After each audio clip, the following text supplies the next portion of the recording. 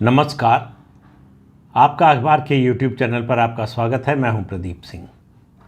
क्या भारत में क्षेत्रीय दलों के दबदबे का या क्षेत्रीय दलों की राष्ट्रीय राजनीति में जो भूमिका थी उसका दौर खत्म हो रहा है? क्षेत्रीय दलों का उभार तो वैसे तो काफ़ी समय पहले से, यानी 1967 में जब कांग्रेस कमज़ोर होना शुरू हुई तब कांग्रेस से अलग अलग गुट निकले। उसके अलावा जो पहले से पार्टियां थी छोटी, वो थोड़ी बड़ी होने लगी। क्षेत्रीय दलों का उभार वहां से शुरू हुआ, लेकिन उनकी इस भूमिका जो है वो राज्यों तक सीमित थी, राज्य की सरकारों तक सीमित थी। किसी एक क्षेत्रीय दल की बड़ी सरकार बन गई हो ऐसा देखने में आया नहीं। उसके बाद 1977 में जनता पार्टी के टूटने के बाद क्षेत्रीय दलों का उभार फिर से होना शुरू हुआ और जनता दल के बिखराव के बाद वो और ज़्यादा बढ़ गया। तो 1989 से 2014 ये जो 25 साल हैं भारतीय राजनीति के, इनको जो है क्षेत्रीय दलों का स्वर्णकाल कहा जा सकता है।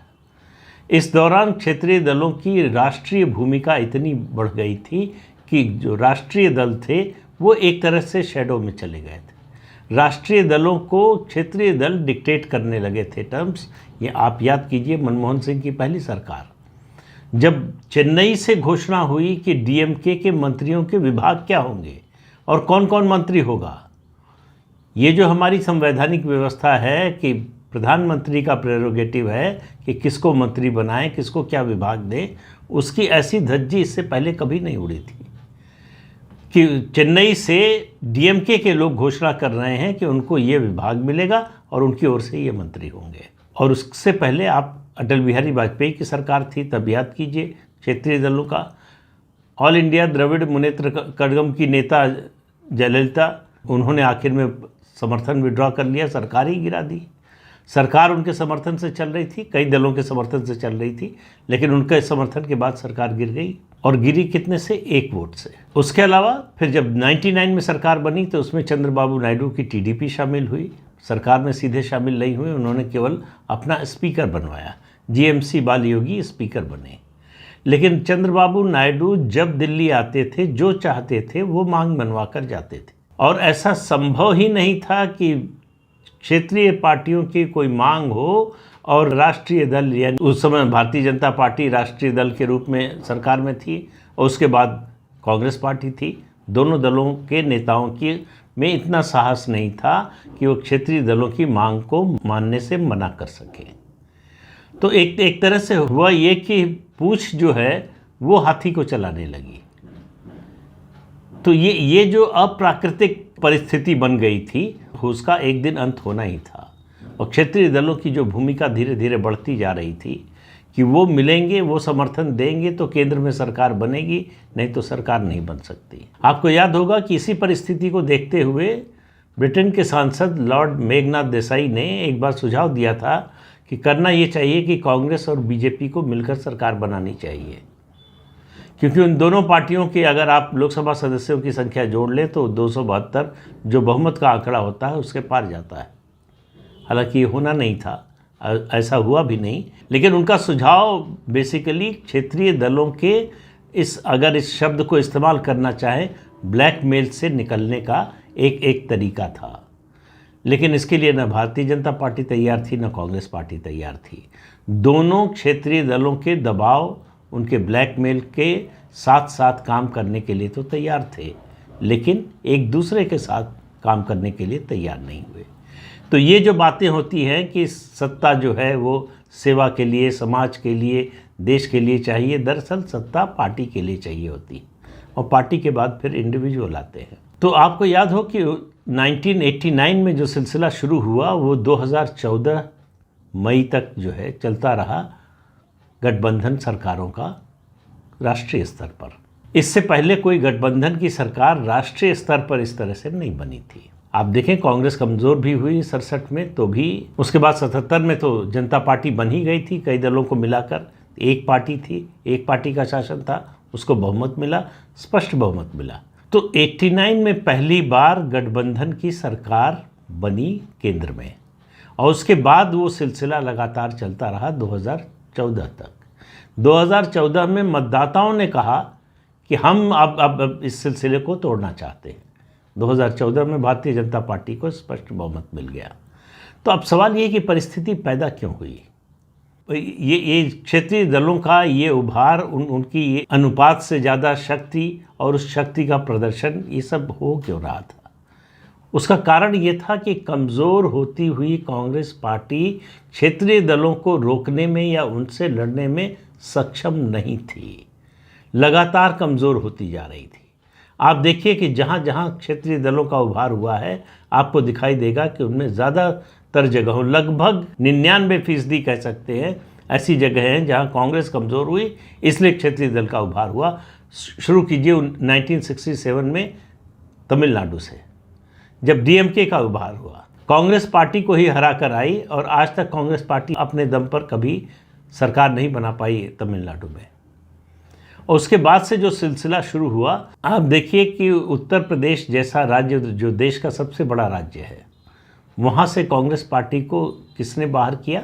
89 में पहले जनता दल ने, 91 में ज़रूर भारतीय जनता पार्टी ने किया, लेकिन उसके बाद सपा बसपा, कांग्रेस पार्टी का उत्तर प्रदेश से सफाया हो गया, क्योंकि सपा बसपा से लड़ने में कांग्रेस पार्टी अक्षम साबित हुई। न तो अपना जनाधार बचा पाई, न तो अपनी विचारधारा लोगों तक पहुंचा पाई, और नतीजा ये हुआ कि आज 80 लोकसभा सदस्यों वाले राज्य में कांग्रेस का 1 लोकसभा सदस्य है। वो भी इसलिए कि सपा और बसपा उम्मीदवार खड़े नहीं करते गांधी परिवार के खिलाफ। सोनिया गांधी सांसद है, राहुल गांधी खुद अपना चुनाव 2019 में हार गए, और 403 विधानसभा सदस्यों वाले प्रदेश में कांग्रेस के 2 विधानसभा सदस्य हैं। इससे आप अंदाज़ा लगा लीजिए। बिहार में जनता दल ने बाहर किया कांग्रेस पार्टी को, और आज तक कांग्रेस पार्टी लौट नहीं पाई।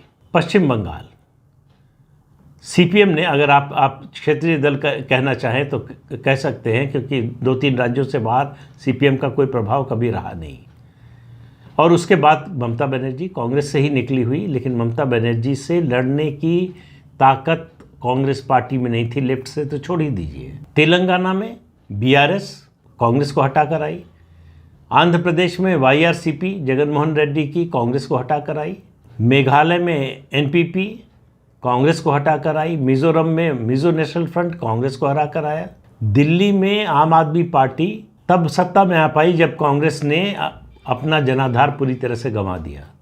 इसी तरह से पंजाब में आम आदमी पार्टी कांग्रेस को सत्ता से बाहर करके आई। तो कांग्रेस पार्टी क्षेत्रीय दलों से लड़ने में लगातार नाकाम होती गई। उसके कई कारण थे, उनमें एक कारण था राज्यों में उसके नेतृत्व का लगातार कमज़ोर होते जाना, कांग्रेस पार्टी में गणेश परिक्रमा की संस्कृति का विकास होना, कि जो गांधी परिवार के प्रति वफादार है वही पद पा सकता है, मंत्री बनेगा, मुख्यमंत्री बनेगा, केंद्र में मंत्री बनेगा, पार्टी में पदाधिकारी बनेगा, जो वफादारी का सबूत देगा। तो जो जनाधार वाले थे धीरे धीरे छटते गए, बाहर होते गए। उसका नतीजा हुआ कि कांग्रेस भी उन राज्यों से धीरे धीरे छटती चली गई। जहाँ जो भी क्षेत्रीय दल बना और थोड़ा भी उसने ताकत दिखाई, उसने कांग्रेस को सत्ता से बाहर कर दिया, फिर राजनीति से बाहर कर दिया। उत्तर प्रदेश, बंगाल, तमिलनाडु, आंध्र प्रदेश, तेलंगाना, अब आप एक एक करके राज्य गिनते जाइए जहां कांग्रेस जो है हाशिए की पार्टी बन चुकी है। लेकिन बीजेपी की स्थिति कांग्रेस से अलग है। कांग्रेस जब आज़ादी के बाद जब सत्ता मिली कांग्रेस को, तो उसका किसी क्षेत्रीय दल से कोई मुकाबला नहीं था, क्षेत्रीय दल की कोई चुनौती नहीं थी कांग्रेस के सामने। एक छत्र राज्य था केंद्र से लेकर सभी राज्यों में। तो इसलिए कांग्रेस उस संघर्ष से नहीं गुजरी थी जिस संघर्ष से निकलकर ये लड़ने का मादा पैदा होता है। वो सत्ता की पार्टी बन गई, उसे संघर्ष का, विपक्ष में रहने का अनुभव ही नहीं था। इसलिए जब जब विपक्ष में आई तब तब मात खाती रही। कांग्रेस की घोषित नीति थी कि वो क्षेत्रीय दलों से सहयोग समझौता नहीं करेगी। अगर आपको याद हो, पंचमढ़ी और शिमला का जो डिक्लेरेशन था कांग्रेस पार्टी का कि हम जातिवादी और क्षेत्रीय दलों से समझौता नहीं करेंगे। लेकिन इस घोषणा को, इस नीति को कांग्रेस को 2004 में बदलना पड़ा। ये समझ में आ गया कि अगर क्षेत्रीय दलों को साथ नहीं लिया तो सत्ता में नहीं आ पाएंगे। तो पहली बार 2004 में कांग्रेस ने गठबंधन की सरकार बनाई केंद्र में, लेकिन बीजेपी दूसरी तरफ जो है वो क्षेत्रीय दलों से लड़ते हुए और क्षेत्रीय दलों को साथ लेकर भी, उनके साथ चलकर भी वो आगे बढ़ी। जनसंघ, जनसंघ से फिर भाजपा, तो क्षेत्रीय दलों का उसका साथ, क्षेत्रीय दलों की कमजोरी, उनकी ताकत, इस सब का एहसास बीजेपी को कांग्रेस से ज़्यादा था। इसलिए इस लड़ाई में बीजेपी ज़्यादा कामयाब होती हुई दिख रही है। आप देखिए पश्चिम बंगाल में अगर ममता बनर्जी से कोई लड़ रहा है इस समय तो भारतीय जनता पार्टी लड़ रही है। उत्तर प्रदेश में भारतीय जनता पार्टी ने सपा और बसपा दोनों को पछाड़ दिया है। वो लड़ाई निर्णायक रूप से भाजपा के पक्ष में तय हो चुकी है। जो काम कांग्रेस नहीं कर पाई उत्तर प्रदेश में, वो भारतीय जनता पार्टी ने किया। बिहार में जो क्षेत्रीय दल हैं दो, आरजेडी और जेडीयू, उनसे लड़ने का काम भारतीय जनता पार्टी कर रही है। 2024 और 2025 उसकी परीक्षा की घड़ी है कि कितनी कामयाबी मिलती है, लेकिन लड़ाई बीजेपी ही लड़ रही है। कांग्रेस उधर उनके साथ हो गई है। कांग्रेस को लगता है कि अगर साथ भी नहीं हुए तो सर्वाइव भी नहीं करेंगे, पार्टी का अस्तित्व ही खत्म हो जाएगा। झारखंड में झारखंड मुक्ति मोर्चा से बीजेपी लड़ रही है। तेलंगाना में अभी एक महीने की बात अगर छोड़ दें तो उससे पहले तक बीआरएस से बीजेपी लड़ती हुई दिखाई दे रही थी। तमिलनाडु में डीएमके से बीजेपी और एआईएडीएमके लड़ रहे हैं, कांग्रेस पार्टी नहीं लड़ रही है।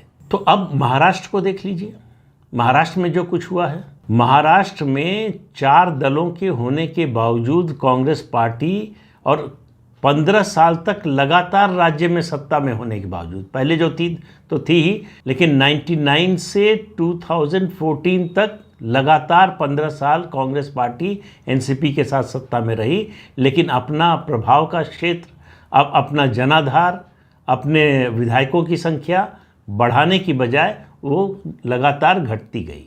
तो न लोकसभा में अच्छी परफॉर्मेंस कर पाई, न विधानसभा में। आज कांग्रेस चौथे नंबर की पार्टी है, हालांकि टूट के बाद अब फिर से दूसरे नंबर की हो गई है बाय डिफ़ॉल्ट, लेकिन वैसे चुनाव नतीजे की दृष्टि से देखें तो कांग्रेस चौथे नंबर की पार्टी महाराष्ट्र में।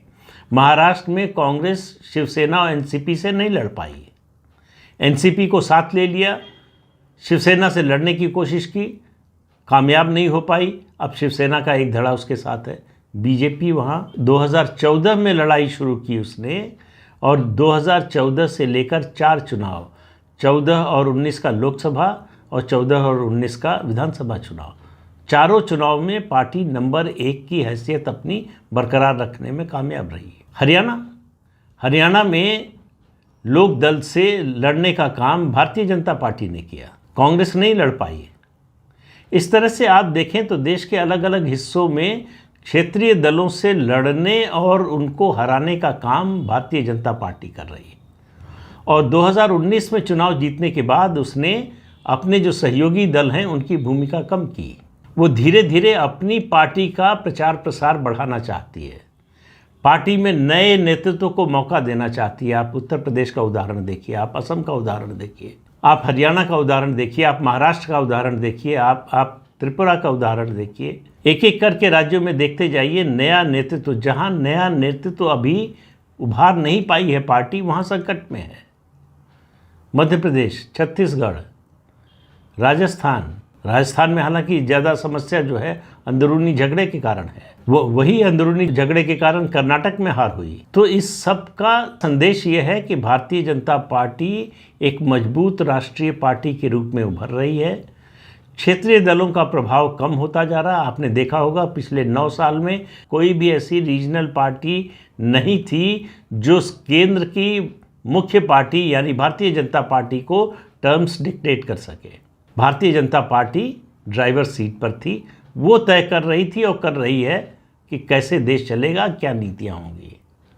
तो क्षेत्रीय दलों की जो राष्ट्रीय भूमिका एकदम से अचानक 89 से बढ़ना शुरू हुई थी, वो 2014 में जो कम हुई, अब वो ख़त्म होने की ओर बढ़ रही है। मुश्किल ये हो रही है क्षेत्रीय पार्टियां अभी तक अगर बनी हुई हैं, अगर उनका कुछ अस्तित्व बचा हुआ है कम से कम राज्यों में, केंद्र के स्तर पर तो उनका प्रभाव जो है वो एक तरह से बहुत क्षीण हो चुका है। तो इसलिए कि जिस दर से क्षेत्रीय पार्टियों का क्षरण हो रहा है, कांग्रेस पार्टी उस दर से आगे नहीं बढ़ पा रही, उस अनुपात में नहीं बढ़ पा रही है। एक राज्य तो मैंने छोड़ ही दिया था, उड़ीसा में भी अगर बीजू जनता दल से कोई लड़ रहा है तो बीजेपी लड़ रही है, नंबर 2 पार्टी वहाँ बीजेपी है, कांग्रेस नहीं जो दशकों वहाँ सत्ता में रही। तो देश की राजनीति में ये बड़ा बदलाव 9 साल में आया है और आप मान कर चलिए कि 2024 में मोदी के केंद्र में आने के बाद ये अगले 5 साल में और बड़ा बदलाव आपको देखने को मिलेगा।